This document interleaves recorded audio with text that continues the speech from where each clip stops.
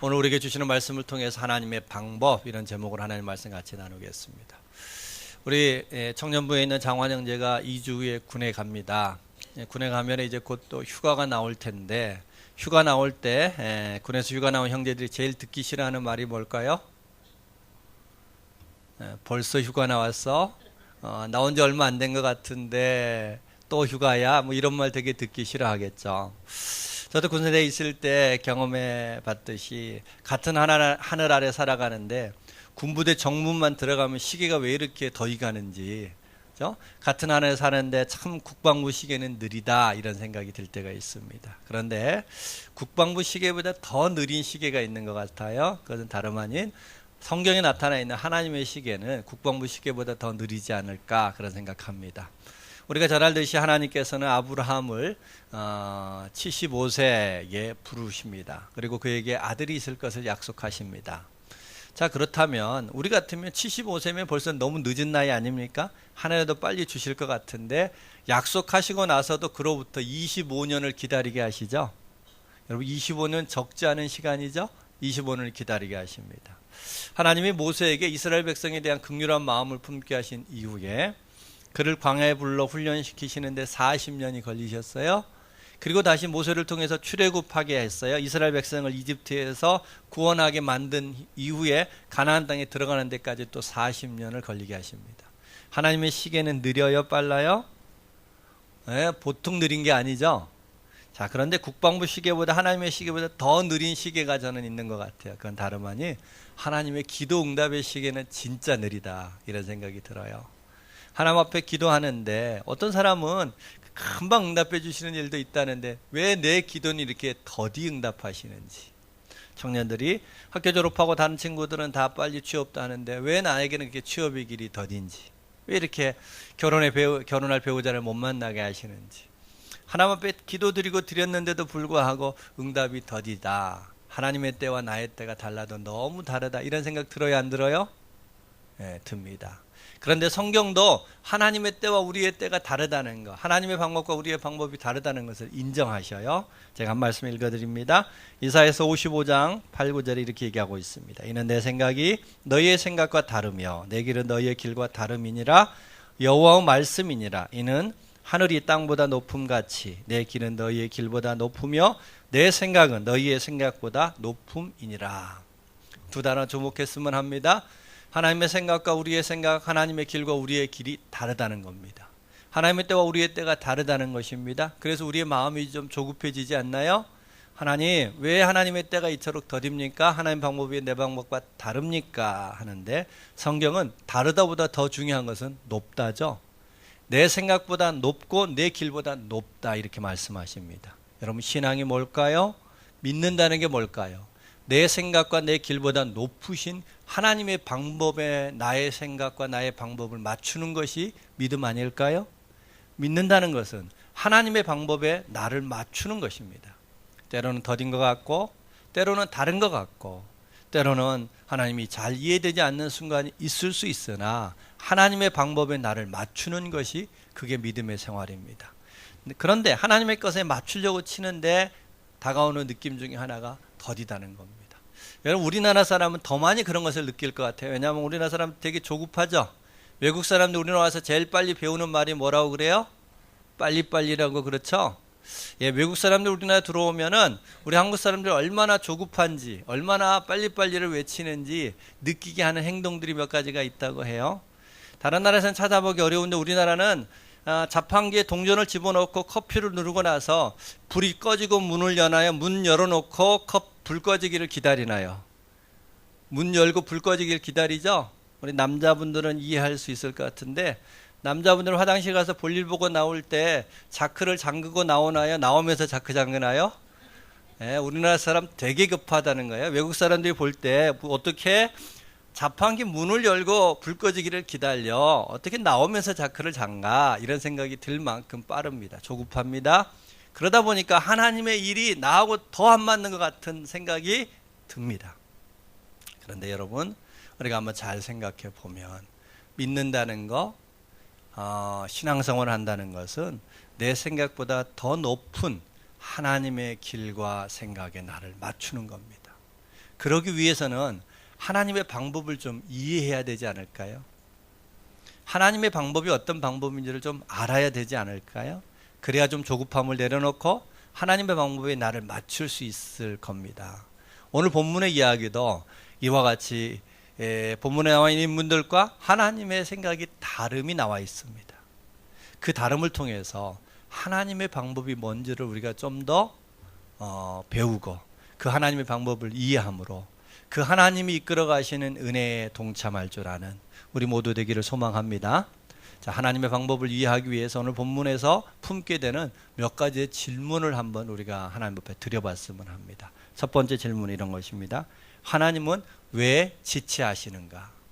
하나님 왜 지체하시는가? 오늘 본문에 나사로와 마리아, 마르다 그 남매들의 이야기가 나옵니다. 이들은 하나님을 사랑했습니다. 예수님을 누구보다 열심히 섬겼습니다. 그런데 이들에게 예상하지 못했던 그 먹구름이 휘몰아치는 그러한 일들이 발생합니다. 당시 사회는 남자 중심의 사회였기 때문에 부모가 없다, 아버지가 없다는 것은 그들에게 있어서 큰 보호막이 거두어진 것과 같습니다. 그런데 다행히 마리아와 마르다에게는 오라비가 있었어요. 그러니까 오라비는 단순히 한 형제요, 그 다음에 자기보다 먼저 태어났던 나이 많은 형제라는 것을 의미를 넘어서 그들의 삶의 버팀목이요, 기둥이요, 그들의 삶의 전부라고 할 수 있는데 하루는 이 오라비가 아프기 시작합니다. 시름시름 그 병석이 짙어지더니 급기야 죽음의 상황에 놓이게 됐습니다. 죽음의 그 기로에 놓이게 된 것입니다. 그나마 다행인 것은 하룻길, 나사로와 마리아와 마르다가 살고 있는 동네에서 하룻길에 예수님이 계시다는 것을 알았습니다. 예수님 앞에 예수님에게 사람을 보내어 예수님이 오시면 나사로가 고침받고 살아날 것을 그들은 믿었습니다. 누구보다 예수님이 하나님이신 것을 믿었고 예수님이 병을 고치는 것을 믿었으며 누구보다 예수님에 대하여 열심히 섬겼고 사랑했기에 사람만 보내면 예수님이 나사로가 아프다는 것을 알기만 한다면 곧 달려오셔서 고쳐주실 줄로 믿었습니다. 그래서 사람을 보냈습니다. 예수님이 오실 거라고 기대했습니다. 그런데 이들의 기대와 다르게 예수님은 오시지 않았어요. 아니, 오시지 않더라도 그곳에서 기도만 해주시면 될 텐데, 명령만 해주셔도 될 텐데 이들의 기대와 예수님의 행하심은 전혀 달랐습니다. 같이 한번 읽어볼까요? 4절에서 6절 말씀입니다. 예, 말씀 같이 한번 읽겠습니다. 예수께서 들으시고 이르시되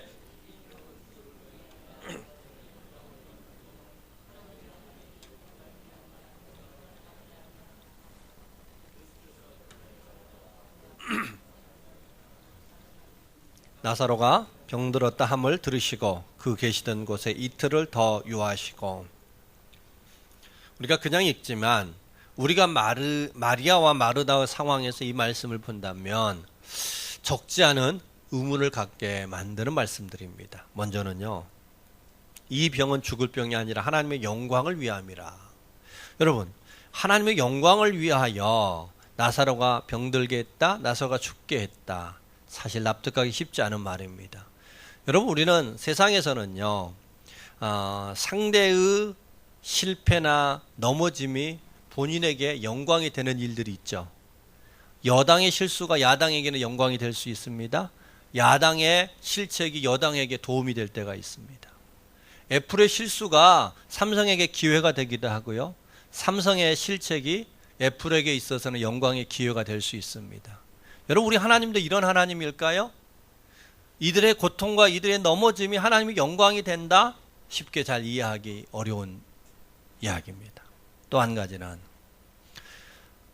예수님이 동생 나사로를 사랑하시더니 나사로가 병들었다함을 들으시고 그 계시던 곳에 이틀을 더 유했다는 겁니다. 여러분, 사랑한다는 말을 빼시든지 아니면 이틀을 유하지 마시든지 그래야 되잖아요. 사랑하는 사람이 아프다면 속히 달려오는 게 상식적인 거죠. 그렇지 않으면 내가 무관한 사람이라면 또 이틀을 더 유하실 수 있지요. 그런데 사랑하는 나사로가 아프다는 소식을 듣고 이틀을 더 유하신다는 겁니다. 여러분, 우리가 이렇게 생각해 볼 때 하나님의 방법이 우리의 방법과 잘 맞지 않는 것 같은 느낌이 들지 않나요? 어찌 아픈 것이 하나님의 영광이 되며 어찌 사랑하는 자가 아프다는데 이틀이나 더 유하실 수 있겠느냐 하는 겁니다. 여러분, 이것에 대한 답도 그 말씀 속에 담겨 있습니다. 여기 하나님의 영광이라고 쓰는 단어는요, 우리가 잘 아는 독사라는 단어를 씁니다. 이 단어가 갖고 있는 뜻은 이런 겁니다. 깊이 생각하다, 그리고 하나님께 찬양하다, 이런 뜻입니다. 여러분, 우리는 그냥 살아가는 것 같지만 잘 보면은 우리는 다 욕망을 따라 살아갈 때가 많아요. 내가 가고 있는 길이 바른 길인지를 깊이 생각하고 돌이키게 만드는 것이 하나님의 영광이라는 겁니다. 그럴 때 하나님이 찬양을 받으신다는 겁니다. 그러기에 세상 사람처럼 적의 실수와 적의 고통이 나의 영광이 되는 이런 제로섬 게임이 아니라 오히려 하나님의 영광이 됐다라는 그 표현 안에는 그로 말미암아 모든 사람이 자신들이 걸어가고 있는 길을 깊이 생각해보고 그 방향이 잘못되었는지를 점검하고 돌이킴으로 하나님 앞에 찬양 드리게 만드는 것이 똑사라는 단어라는 겁니다. 결국은 하나님의 영광이라는 것은 우리를 위함인 것이지 하나님을 위함이 아니었다, 이런 이야기입니다. 또 한 가지는 예수님이 사랑하는 나사로가 병들어 죽게 됐음을 듣고 이틀을 유했다는 겁니다. 잘 이해하기 쉽지 않은 단어입니다. 상황을 좀 더 이해해 보면 이런 것입니다. 나사로가 있던 곳과 예수님은 하루길이라고 그랬어요. 자, 자기 오라비가 병들어 죽게 되었음을 알고 사람을 예수님께 보냅니다. 와서 우리 오라비 좀 고쳐주세요. 그리고 그 사람이 떠난 지 얼마 안 있다가 몇 시간 후에 나사로가 죽습니다. 물론 소식을 전하러 간 사람을 알지 못하기 때문에 예수님에게 갔겠죠. 자, 소식을 전하러 가는 날 나사로는 죽었습니다. 예수님이 이틀을 더 유했다면은 예수님이 돌아오시기 전에 이미 나사로의 장례는 끝났죠.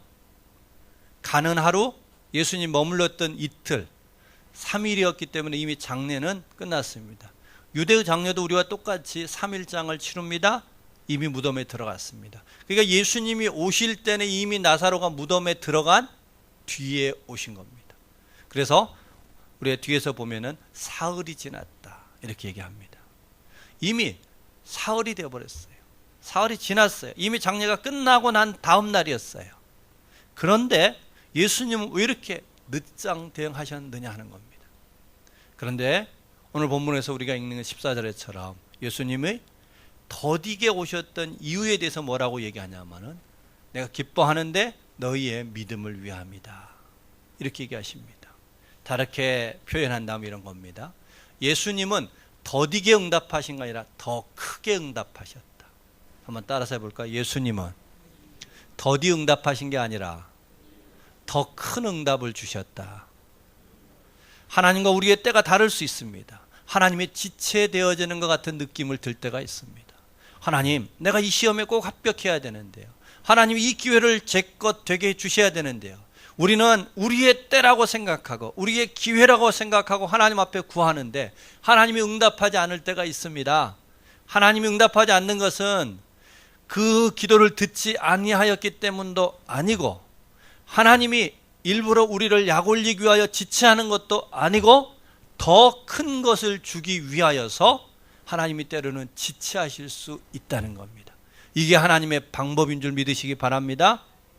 하나님께서 우리를 향하여 지체하시는 그것은 단순히 아팠던 나사로가 고침받는 것, 그리고 죽었던 나사로가 살아나는 것에만 목적이 있는 게 아니라 우리 예수님께서 기다리셨던 이유는 사람들이 아프고 병들어 죽고 장사까지 끝났음에도 불구하고 다음 주에 보게 될 말씀에서처럼 이미 썩기 시작하여 냄새가 바라고 있음에도 불구하고, 그럼에도 불구하고 예수님이 오시면 그가 살아나는 역사가 있을 뿐만 아니라 그 살아남을 통하여서 예수님이 누구인지를 알게 하고 그리고 우리에게 믿게 하고 우리가 그 믿음으로 인하여서 단순히 병들고 죽었던 사건이 아니라 모두가 그 앞에 놓여 있는 두려움과 염려와 맞서 싸울 수 있는 더 큰 믿음을 주기 위하여서 하나님이 때로는 지체하실 수 있더라 하는 겁니다.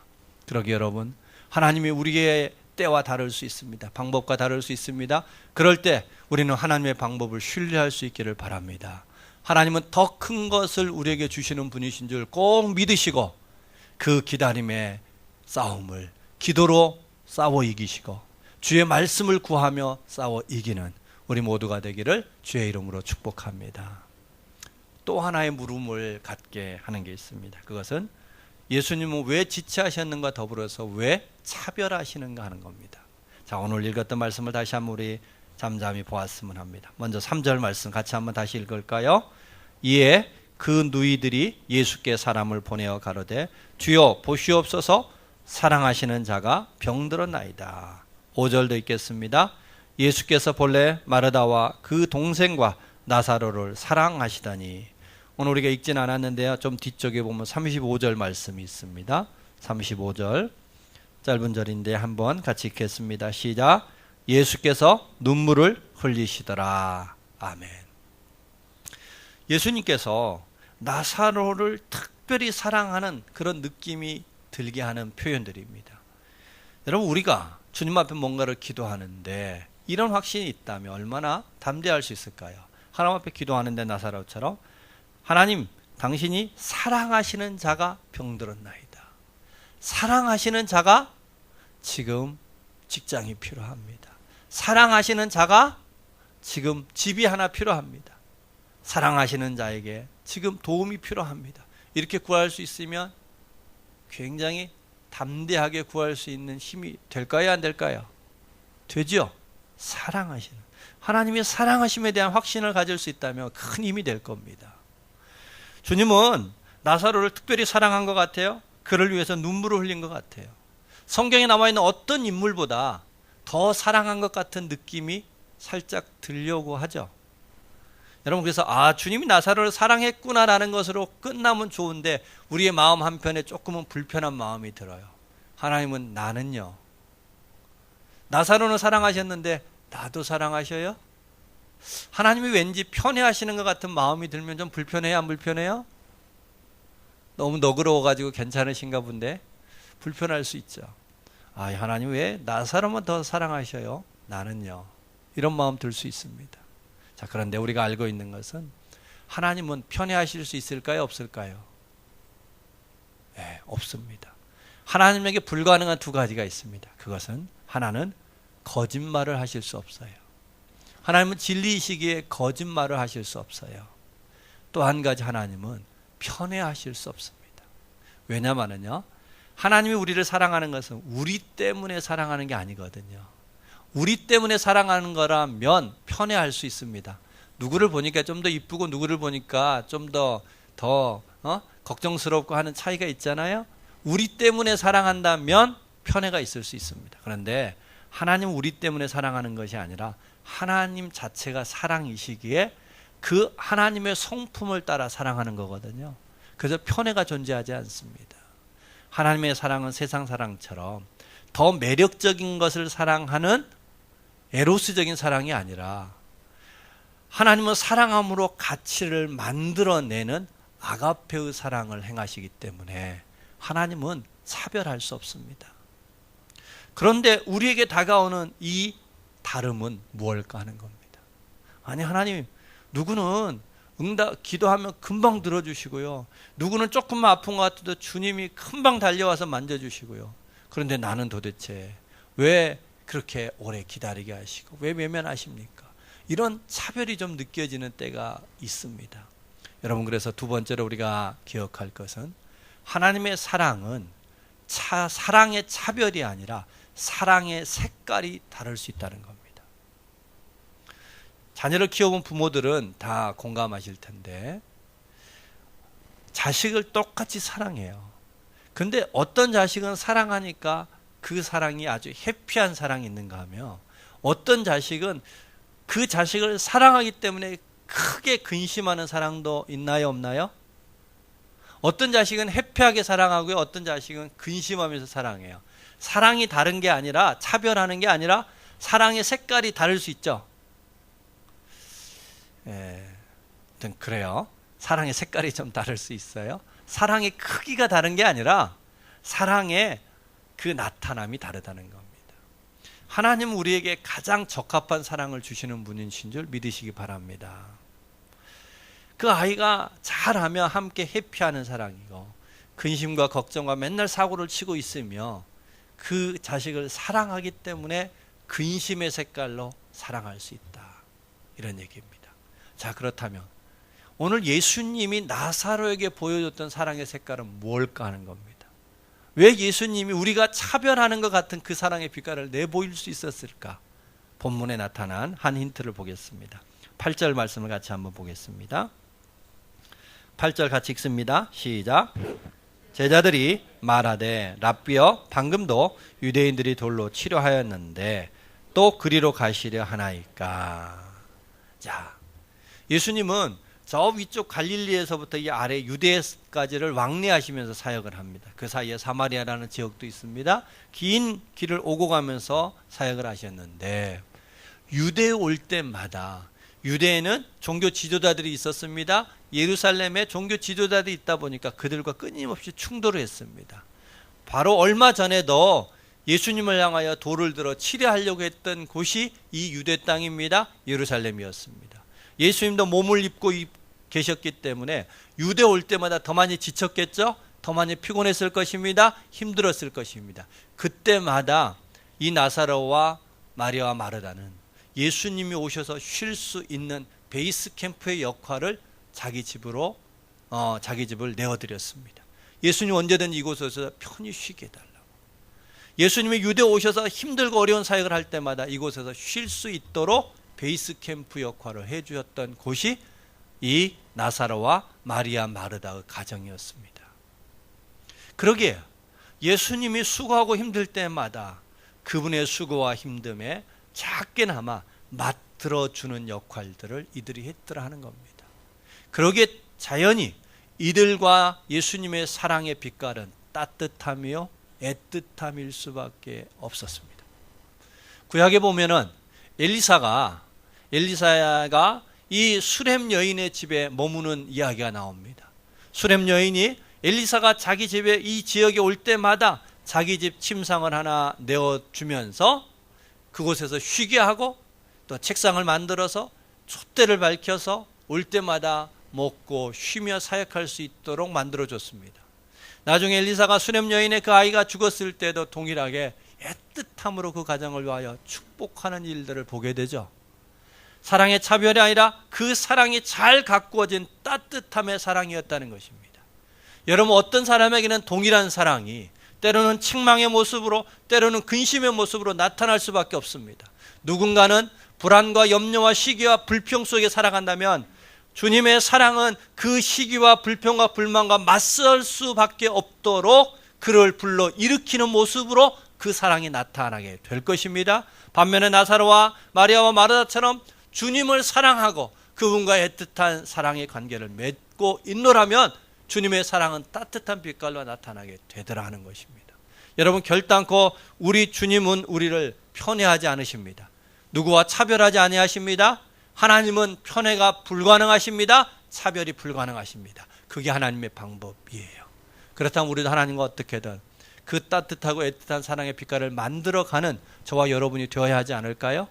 하나님은 하나님의 방법을 따라 일하게 됩니다. 우리는 앞서 신앙이란 믿음이란 뭐라고 얘기했어요? 하나님의 방법에 나를 맞추는 거라고 했습니다. 여러분, 하나님의 방법은 지체하는 것 같은데 더 큰 응답을 주시고, 하나님의 방법은 편애하는 것 같은데 아니요, 우리에게 가장 맞는 사랑의 방법을 주시는 분이 하나님이시다. 여러분, 성경에는 이러한 하나님의 방법들이 수없이 많이 나와 있습니다. 그 방법을 하나하나 설명할 수도 있겠지만 하나님의 방법을 가장 잘 설명할 수 있는 대표적인 하나님의 방법을 이해하는 길 중에 하나는, 하나님의 방법은 하나님이 제일 잘하시는 것이다, 이렇게 말할 수 있지 않을까요? 여러분, 제가 뭔가를 할 때에 제가 쓰는 방법은 제가 제일 잘하는 거 쓰지 않을까요? 제가 제일 잘할 수 있는 거, 그리고 저하고 제일 잘 맞는 것을 쓰겠죠? 자, 월드컵 경기가 이제 곧 열리게 됩니다. 월드컵 팀이 있으면요, 감독이 바뀔 때마다 팀 색깔이 바뀌지 않나요? 감독이 수비수 출신이면요, 그 팀을 수비가 잘하는 팀으로 바꿀 겁니다. 공격수라면 다양한 공격 루트를 찾는 데 힘쓸 것입니다. 그 사람이 잘하는 방법으로 일을 하지 않겠어요? 자, 하나님이 제일 잘하시는 게 뭘까요? 여러분 그런 생각 해보셨어요? 하나님이 뭘 제일 잘하실 것 같으세요? 자, 한번 따라서 봅시다. 우리 하나님은 복 주시고 잘되게 하는 것을 제일 잘하신다. 하나님 뭘 제일 잘하셔요? 우리에게 복을 주고 우리가 잘되게 하는 거. 할렐루야. 하나님은 이걸 제일 잘하셔요.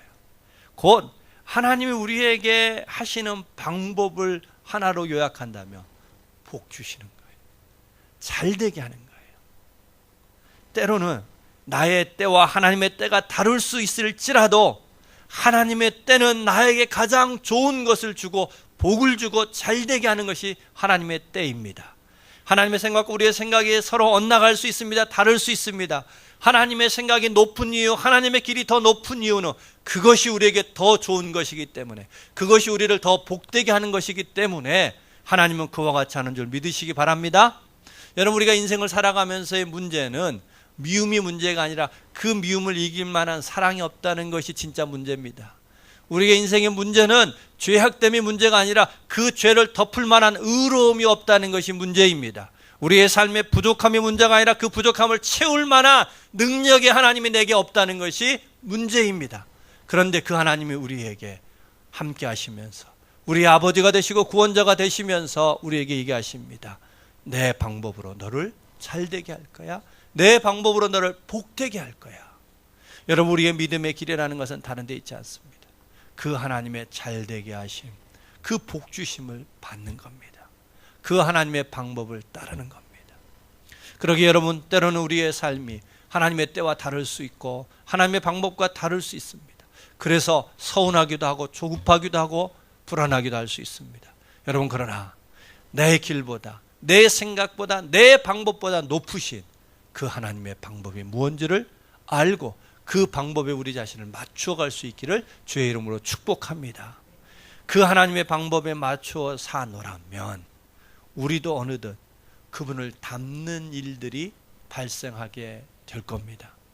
주님의 방법을 자꾸 우리가 누리다 보면 우리의 삶의 방법도 주님 닮은 방법이 되지 않을까요? 주님이 우리에게 복 주시고 잘되게 하는 방법을 우리에게 사용하신다면 우리도 또한 사랑하는 방법이 남을 축복하고 남을 잘되게 하는 그런 방법들이 우리에게 나타나는 역사 있을 줄로 믿습니다. 여러분, 우리 학생들이요, 공부 제일 잘하는 방법은 공부 잘하는 친구하고 친하면 됩니다. 여러분, 우리가 낚시를 잘 배우려면 낚시 잘하는 사람하고 친하면 됩니다. 여러분, 우리가 재밌게 놀려면 누구하고 친하면 될까요? 우리 아롱자매하고 친하면 됩니다. 여러분, 우리 청년부가 재밌고 활기 넘치는 이유는 우리 아롱이를 회장으로 세워놨기 때문에 그래요. 할렐루야. 여러분, 우리가 뭔가 잘 배우는 것은 친하면 돼요. 여러분, 우리 하나님과 자꾸 친한 사람은 그 삶 또한 남을 축복하는 복의 통로가 될 것입니다. 남을 잘되게 하는 삶 살아가는 역사 있을 줄로 믿습니다. 이게 하나님의 방법입니다. 한 사람의 이야기를 들려드리면서 설교를 마칠까 합니다.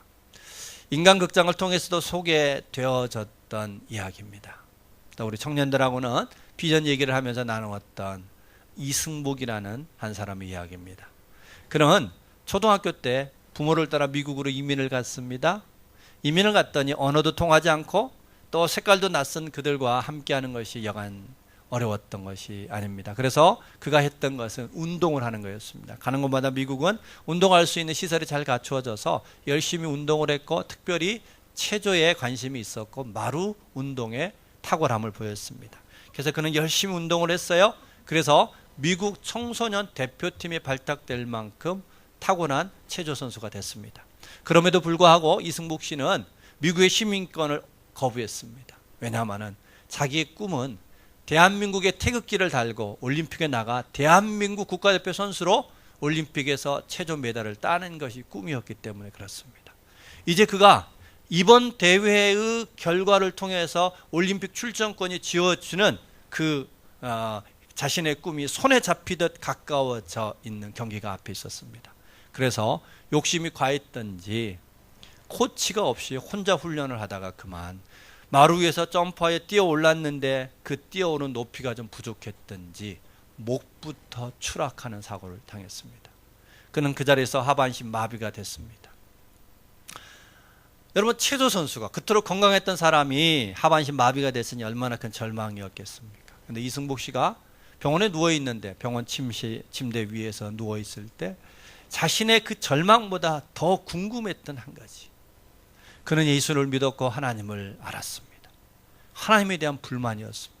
하나님, 그때 하나님이 함께 있을 텐데, 하나님이 알고 계셨을 텐데, 하나님이 그때 조금만 하나님의 능력의 손을 펼치셔서 나를 좀만 더 뛰게 하시든지 떨어질 때 내 목을 조금만 붙들어 주셨더라면 내가 이런 사고를 안 당했을 텐데 하나님 뭐 하셨습니까?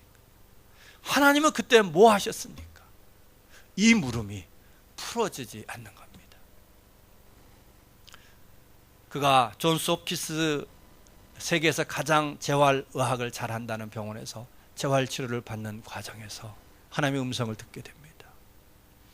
하나님이 이승복에게 나는 너만을 위해 사는 이승복이 아니라 수없이 많은 사람들의 버팀목이 되는 이승복이 됐으면 좋겠다.